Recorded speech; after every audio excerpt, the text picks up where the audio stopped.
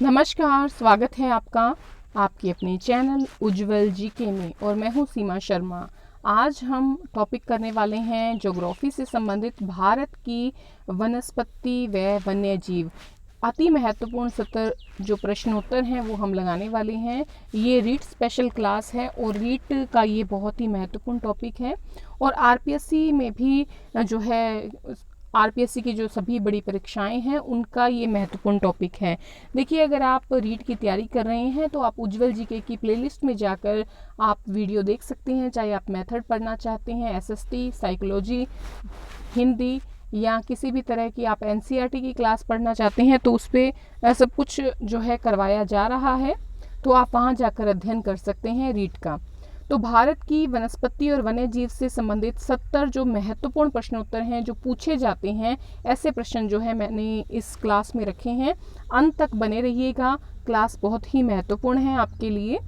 और अगर आप चैनल पर नए हैं तो उज्जवल जी के चैनल को सब्सक्राइब कर लें और पास के बेल आइकन को प्रेस कर लें ताकि नई वीडियो की नोटिफिकेशन आपको समय रहते प्राप्त होती रहे। और अगर आपको वीडियो पसंद आती है तो प्लीज़ प्लीज़ प्लीज़ अपने मित्रों में शेयर ज़रूर किया करें, कमेंट करें और लाइक करें। धन्यवाद। तो चलिए पढ़ना शुरू करते हैं। हमारा पहला प्रश्न आता है यहाँ पर, भारत में सर्वप्रथम वन नीति कब घोषित की गई थी? तो सर्वप्रथम वन नीति जो घोषित की गई है 1894 में घोषित की गई है सबसे पहली। देखिए, स्वतंत्रता से पहले की बात हो रही है यहाँ पर। तो स्वतंत्रता से पहले 1894 में पहली वन नीति घोषित की गई। स्वतंत्रता के बाद भारत में सर्वप्रथम राष्ट्रीय वन नीति घोषित की गई। तो ये घोषित स्वतंत्रता के बाद 1952 में की गई है और इसके अनुसार देश के कम से कम 33% हिस्से पर जो है वन होने चाहिए। इनका ये मानना है कि 33% हिस्से पर वन होने चाहिए। वन संरक्षण अधिनियम पारित कब हुआ? तो 1980 के अंतर्गत जो है ये वन संरक्षण अधिनियम जो है वो पारित हुआ। हरियाली परियोजना की शुरुआत कब की गई थी? तो देखिए, हरियाली जो परियोजना है उसकी शुरुआत 27 जनवरी 2003 से की गई।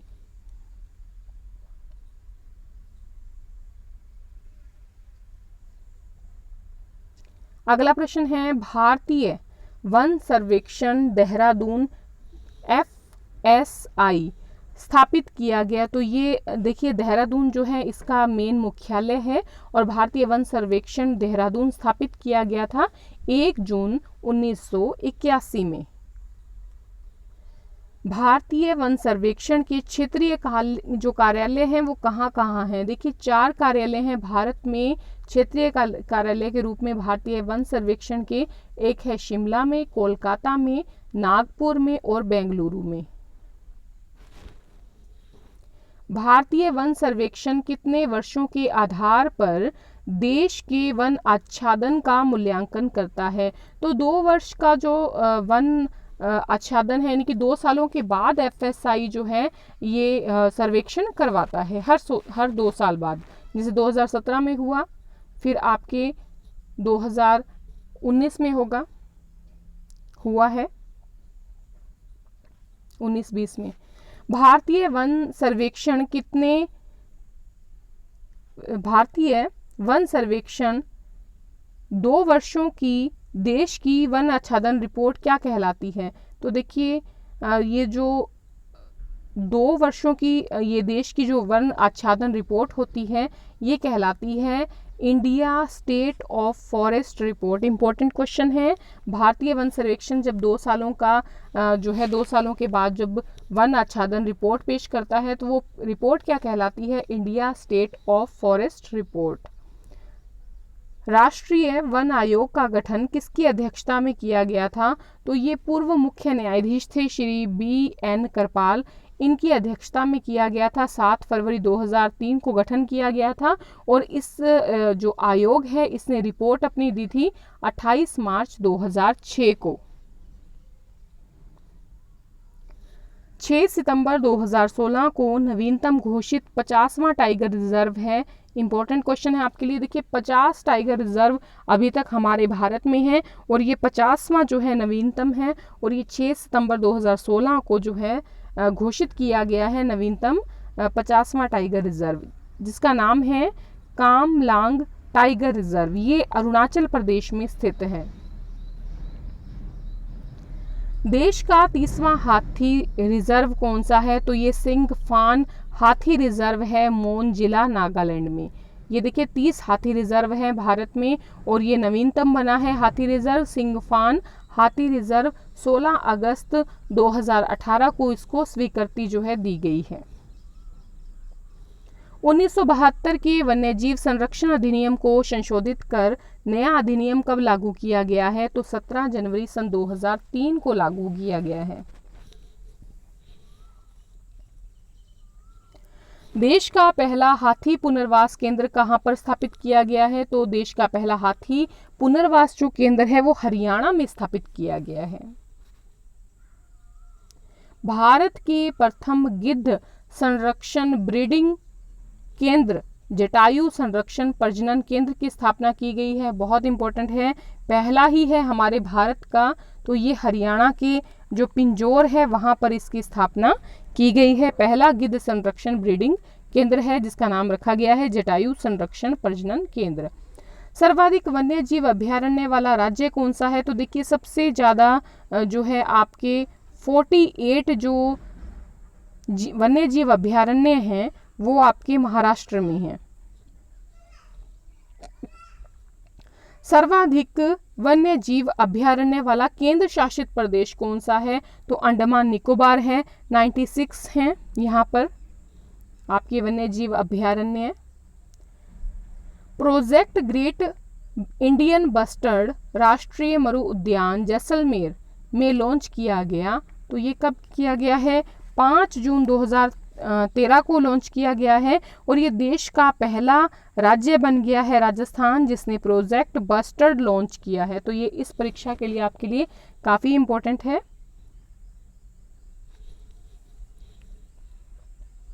देश का सबसे बड़ा वन्य जीव अभयारण्य कौन सा है? तो ग्रेट इंडियन बस्टर्ड अभयारण्य जो है ये महाराष्ट्र का है। ये सबसे बड़ा वन्य जीव अभयारण्य है। देखिए 8496.44 वर्ग किलोमीटर में ये फैला हुआ है।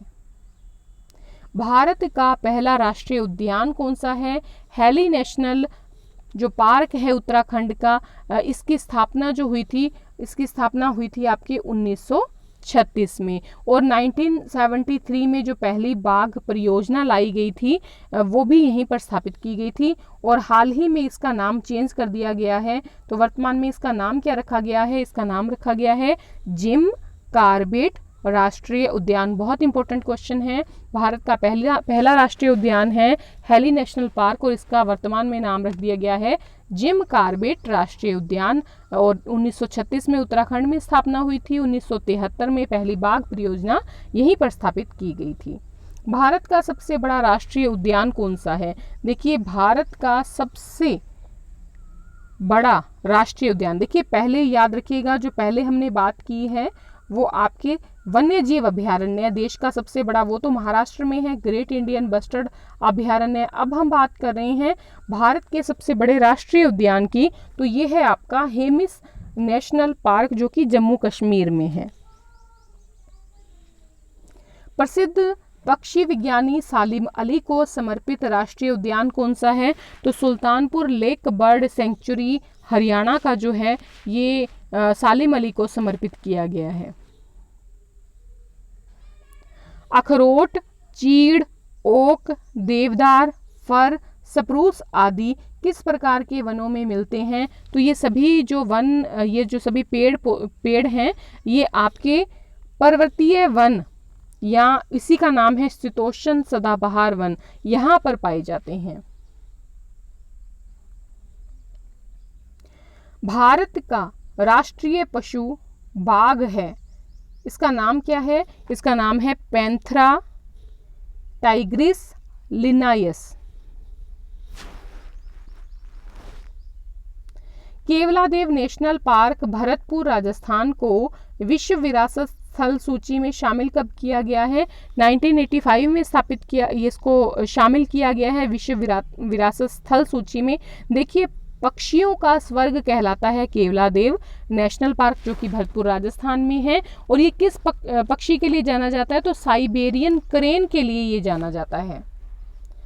ये बहुत महत्वपूर्ण है। वर्ल्ड वाइल्ड लाइफ विश्व वन्य जीव निधि का नाम बदलकर क्या कर दिया गया है? तो इसका नाम कर दिया गया है world wild life found for nature, ये नाम कर दिया गया है। और कई बार इसका प्रतीक चिन्ह पूछा जाता है, तो प्रतीक चिन्ह जो इसका है वो है पांडा। ठीक है, पांडा जो है इसका प्रतीक चिन्ह है। और 1961 में जो है आपके WWF की स्थापना की गई थी स्विट्जरलैंड में। और जो आपकी रेड डाटा बुक है वो भी इसी ने लॉन्च की थी। ठीक है, आगे अगला प्रश्न है रेड डाटा से संबंधित। रेड डाटा बुक 1972 का संबंध किससे है?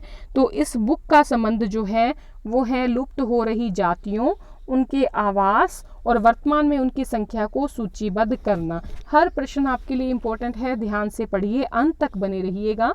लुप्त हो रही जातियों, उनके आवास, वर्तमान में उनकी संख्या को सूचीबद्ध करना, रेड डाटा बुक 1972 का इसका संबंध है। चिपको आंदोलन 1973 किससे संबंधित है? तो वृक्षों को काटने से बचाने से संबंधित है। देखिए, अगर वाकई आप किसी प्रकार की तैयारी कर रहे हैं और वाकई आप नौकरी लगना चाहते हैं तो आपको जो पढ़ाई है वो दिल से करनी चाहिए और ये नहीं सोचना चाहिए कि वीडियो बड़ी है छोटी है। ठीक है, चाहे आप किसी भी यूट्यूबर की आप वीडियो देख रहे हैं तो आपको ये सोचकर पढ़ाई करनी चाहिए कि मेरे लिए इम्पोर्टेंट क्या चीज़ है, और उसमें समय जो है वो नहीं देखा जाता, आपका अध्ययन देखा जाता है। ठीक है, वन्य जीव विषय को संविधान की किस सूची में रखा गया है? तो देखिए, समवर्ती सूची जो है इसमें रखा गया है वन और वन्य जीव को। देखिए, 42वां संविधान संशोधन हुआ था, उसके द्वारा राज्य सूची में पहले ये था वन और वन्य जीव विषय, और बाद में इसको चेंज करके राज्य सूची से निकालकर समवर्ती सूची में डाल दिया गया। वर्तमान में भारत में राष्ट्रीय उद्यानों की संख्या कितनी है? तो 104 राष्ट्रीय उद्यान हैं। विश्व की जो सबसे आर्द्र भूमि है वो कौन सी है? तो वो है पेंटानल, दक्षिणी अमेरिका में है।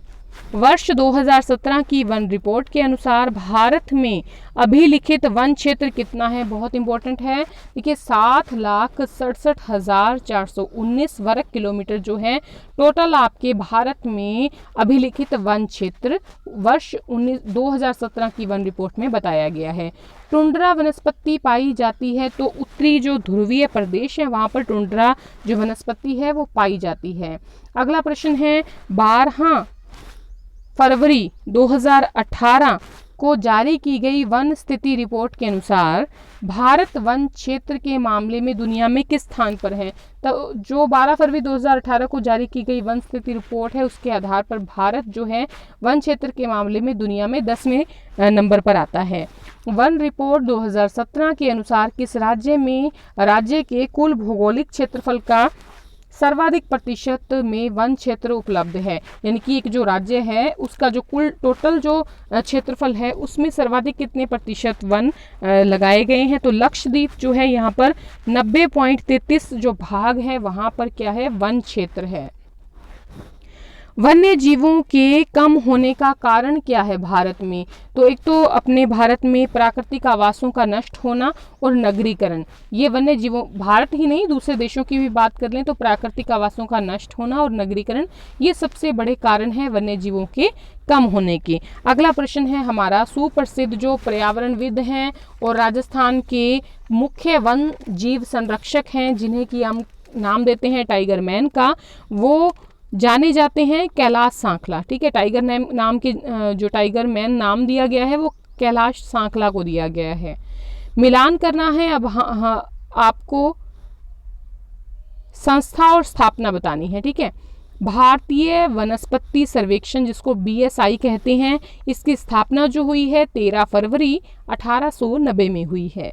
भारतीय प्राणी सर्वेक्षण ZSI, इसकी स्थापना जो हुई है 1916 में हुई है। भारतीय वन सर्वेक्षण FSI, इसकी स्थापना हुई है 1 जून 1981। एक बार देख लें,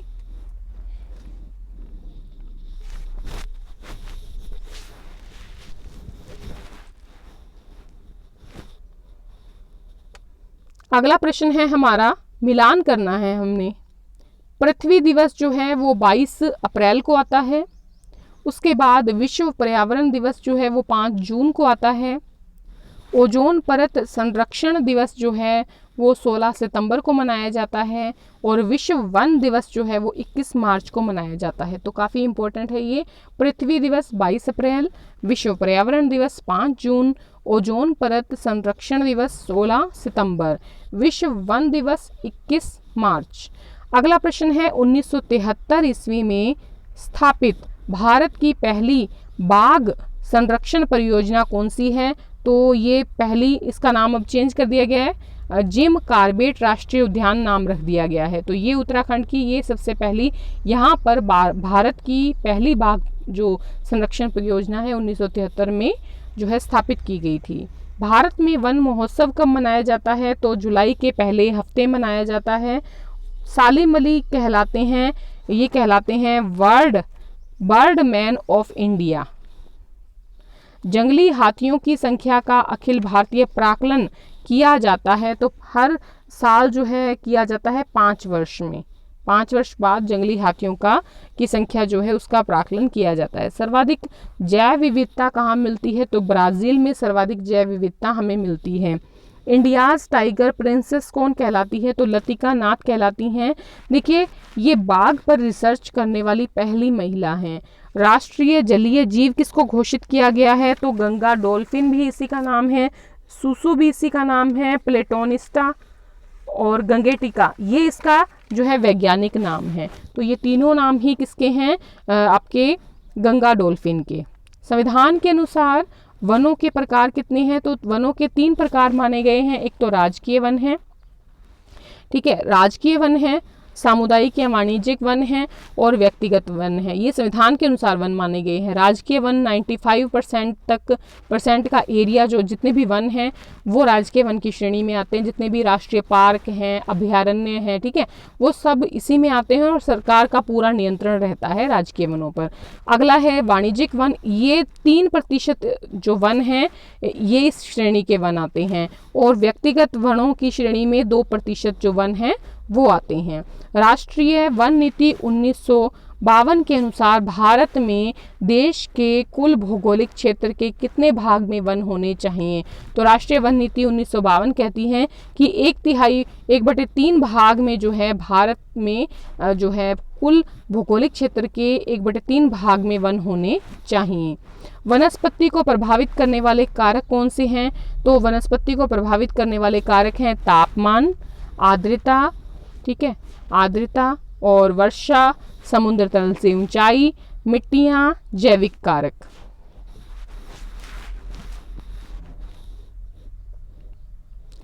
बबूल, कीकर, खेजड़ा, धोक वृक्ष किस प्रकार के वनों में पाए जाते हैं? तो ये उष्णकटिबंधीय वनों में पाए जाते हैं। ये उष्णकटिबंधीय जो वन है ये भारत में दक्षिण पश्चिमी पंजाब में, हरियाणा में, राजस्थान का जो पूर्वी भाग है, यूपी का जो दक्षिणी पश्चिमी हिस्सा है, अरावली पर्वत है, दक्षिणी प्रायद्वीप के शुष्क भाग हैं जैसे कि आंध्र प्रदेश है, कर्नाटक है, गुजरात है, महाराष्ट्र है, यहाँ पर उष्णकटिबंधीय शुष्क वन पाए जाते हैं। देश का अधिकतम कच्छ वनस्पति क्षेत्र कौन है? बहुत इंपॉर्टेंट क्वेश्चन है। सुंदरवन जो है पश्चिम बंगाल का, और यहाँ पर देश का सबसे ज़्यादा जो कच्छ वनस्पति है उसका एरिया आता है। उसके बाद गुजरात आता है और उसके बाद आपके अंडमान निकोबार का नंबर आता है। देखिए, कच्छ वनस्पति ऐसे पादप होते हैं जो लवणीय परिवेश में, लहरों में, वायु की तेज गति में, उच्च तापमान में और कीचड़ से जो भरी हुई मिट्टी होती है वहाँ पर जीवित रहते हैं। और ये समुद्र द्वारा हो रहे जितने भी कटाव हो रहे होते हैं उनसे तटबंध की रक्षा करते हैं कच्छ वनस्पति, ठीक है, कच्छ वनस्पति क्षेत्र। आगे है, भारत में कच्छ वनस्पति क्षेत्र और प्रवाल भित्ति क्षेत्र कितने हैं? बहुत बार फर्स्ट ग्रेड वगैरह में पूछा गया है। ये दोनों इंपॉर्टेंट है आपके, कच्छ वनस्पति और दूसरा है आपके ये प्रवाल भित्ति क्षेत्र, ठीक है। तो देखिए, भारत में कच्छ वनस्पति क्षेत्र तो 38 हैं और प्रवाल भित्ति क्षेत्र 4 माने गए हैं। ये बहुत ज़्यादा अनुसंधान हुआ है और उसके बाद ये क्षेत्र जो है निकाले गए हैं कि 38 कच्छ वनस्पति क्षेत्र हैं और 4 प्रवाल भित्ति क्षेत्र हैं। राष्ट्रीय कच्छ वनस्पति आनुवांशिक संसाधन केंद्र की स्थापना कहाँ पर की गई है? तो ये उड़ीसा में की गई है। और स्थापना किसने की है? तो पर्यावरण मंत्रालय के द्वारा ये स्थापना की गई है, राष्ट्रीय कच्छ वनस्पति आनुवांशिक संसाधन केंद्र की। प्रवाल भित्तियों के संरक्षण प्रबंधन के लिए 4 मुख्य क्षेत्र कौन से हैं? बहुत इंपॉर्टेंट है। देखिए 4 क्षेत्र प्रवाल भित्तियों के माने गए हैं। मन्नार की खाड़ी तमिलनाडु में, कच्छ की खाड़ी गुजरात में, लक्षद्वीप और अंडमान और निकोबार द्वीप समूह। अच्छा, जिन लोगों को ये नहीं पता कि प्रवाल भित्तियां होती क्या हैं, तो उनके लिए आपको बता दें कि ये ना आपस में पक्की तरह से जुड़े हुए पथरीले प्रवाल पॉलिप होते हैं। प्रवाल पॉलिप के ढांचे होते हैं और ये समुद्री जीव जंतु और वनस्पतियों को क्या करते हैं? आश्रय प्रदान करते हैं। ठीक है, रहने के लिए जगह, जैसे आप समुद्र के नीचे देखते हैं ना, अलग अलग थोड़े जो है पथरीली जगह होती है जहाँ पर ये जीव जंतु जो होते हैं, आपके समुद्री जीव जंतु, वो घर बनाकर रहते हैं। तो ये आपस में पक्की तरह से जुड़े हुए पथरीले प्रवाल पॉलिप के ढांचे होते हैं और ये समुद्री जीव जंतुओं को और वनस्पतियों को आश्रय प्रदान करते हैं।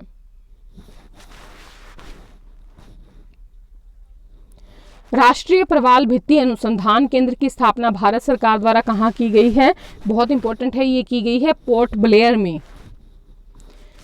ज्वारीय वन, इसी को हम कहते हैं तटीय वनस्पति, इसी को कहते हैं समुद्र में चलने वाले वन और इसी को कहते हैं रूट ऑफ दी सी और इसी को नाम दिया जाता है ओशियनिक रेन फॉरेस्ट। ये कहा जाता है, तो किसके अन्य नाम है? तो कच्छ वनस्पति के ही ये अलग अलग नाम है। एक बार देख लीजिए।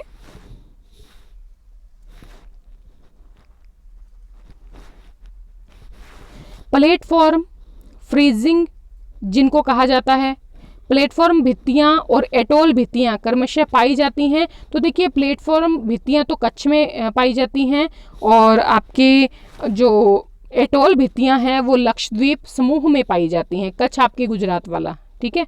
उष्णकटिबंधीय सदाबहार वन भारत में कहाँ पर पाए जाते हैं? तो उत्तर पूर्वी भारत में पाए जाते हैं, जैसे हिमालय के तराई प्रदेश हैं, नागालैंड है, असम है, मेघालय है, मिजोरम है, त्रिपुरा है, आपके अरुणाचल प्रदेश का दक्षिणी पश्चिमी भाग है, अंडमान निकोबार द्वीप समूह है। यहाँ उत्तरी पूर्वी भारत में ये सारा कुछ ये उष्णकटिबंधीय सदाबहार वन जो हैं वो पाए जाते हैं। उष्णकटिबंधीय सदाबहार वन के प्रमुख वृक्ष कौन से हैं? तो महोगनी, एबोनी, गटापार्चा, ताड़, साल, बेंत, ठीक है। और ये जो उष्णकटिबंधीय सदाबहार वन जो है इसी का नाम जो है सोलार वन भी इसी को कहते हैं। क्या कहते हैं? इसी को हम कहते हैं सोलार वन। तो ये भी याद रखिएगा।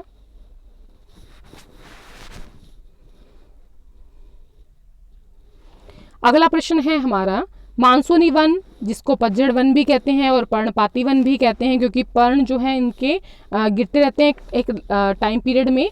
मानसून जब आता है तो इनका जो है पत्ते वगैरह झड़ते रहते हैं। इनको ये भारत में कहाँ पर पाए जाते हैं? तो ये हिमालय की जो आपके बाहरी व निचली घाटियाँ हैं, मध्य भारत है, पश्चिमी घाट के पूर्वी ढाल हैं और पूर्वी घाट के दक्षिणी भाग है। यहाँ पर मानसूनी, पतझड़ी या पर्णपाती वन पाए जाते हैं। ये इंपॉर्टेंट प्रश्न है, इसलिए थोड़ा सा डिटेल में कर लेते हैं।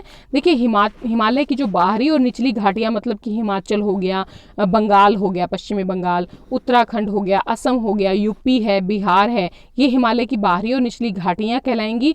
उसके अलावा आपके जो है मध्य भारत में आ गया मध्य प्रदेश, झारखंड, उड़ीसा, राजस्थान, छत्तीसगढ़। और जैसे पश्चिमी घाट के पूर्वी ढाल, इसके अंतर्गत आपके आगे महाराष्ट्र हो गया, कर्नाटक है, केरल है, कुमारी अंतरीप तक का जो एरिया है वो पश्चिमी घाट के पूर्वी ढाल में आ जाएगा। फिर है पूर्वी घाट के दक्षिणी भाग, यानी कि आंध्र प्रदेश और तमिलनाडु। सागवान, शीशम, चंदन, रोजवुड, बांस और पलाश ये कहाँ पाए जाते हैं? तो देखिए मानसूनी या पतझड़ वन में सागवान, शीशम, चंदन, रोजवुड, बांस, पलाश पाए जाते हैं। इसके अलावा बात करें तो हरड़, बहेड़ा, आंवला, आम, जामुन, नीम हो गया, महुआ, पीपल, गूलर, सेमल, सिरस, बरगद, ये भी आपके मानसूनी या पतझड़ वन की जो है वनस्पतियां हैं या आप कह लीजिए पेड़ हैं। मरुस्थलीय वन की वनस्पतियां कौन सी है, इंपॉर्टेंट है आपके लिए, राजस्थान का पेपर दे रहे हैं तो ये आ सकता है। बबूल है, खेजड़ी है, कैक्टस है, नागफनी, कैर, कत्था, खसखस आदि जो हैं मरुस्थलीय वन की वनस्पतियां हैं। सुंदरी वन बहुत इंपॉर्टेंट है। सुंदरी वन, ये सुंदरी जो है ये कौन से वनों की महत्वपूर्ण प्रजाति है, तो मैंग्रोव वनों की महत्वपूर्ण प्रजाति है। विश्व वन दिवस कब आयोजित किया जाता है, 21 मार्च को आयोजित किया जाता है। वन स्थिति रिपोर्ट 2017 के अनुसार भारत में क्षेत्रफल की दृष्टि से सर्वाधिक वन क्षेत्र किस राज्य में है, सबसे ज्यादा वन क्षेत्र जो है वो आपके मध्य प्रदेश में प्राप्त हुआ है। देश के कुल भौगोलिक क्षेत्र का कितने प्रतिशत वन और वृक्षावरण क्षेत्र है, तो देखिए देश के कुल भौगोलिक क्षेत्र का 24.39% जो है वो वृक्षावरण क्षेत्र है। हमारा राष्ट्रीय वृक्ष कौन सा है, बरगद। जैव विविधता का संबंध किससे है, प्रकृति से मिलने वाले सभी प्रकार के प्राणियों और पेड़ पौधों से जैव विविधता का संबंध है। वन्य जीवों के कम होने के प्रमुख कारण कौन से हैं, तो देखिए प्राकृतिक आवास का नष्ट होना और नगरीकरण, ये प्रश्न पहले भी आ गया है। वैधानिक दृष्टिकोण से देश में वनों को कितने भागों में वर्गीकृत किया गया है, इंपॉर्टेंट है, 3 भागों में आरक्षित वन है। अंतिम प्रश्न है हमारा, तो ये 3 प्रकार के जो हैं वन मिलते हैं वैधानिक दृष्टि से, आरक्षित वन, रक्षित वन और अवर्गीकृत वन। देखिए आरक्षित वन जो है इसका मतलब ये है कि जहाँ पर आरक्षित हो, राज्य सरकार के या केंद्र सरकार के द्वारा लकड़ी काटना, पशु चराना ये प्रतिबंधित होता है। रक्षित वन की बात करें तो पशु चारण कुछ सीमा तक कर सकते हैं और पशु चारण तो यहाँ पर कर सकते हैं, और लेकिन यहाँ पर जो कटाई होगी वो सूखी लकड़ी की होगी, सूखी लकड़ी की।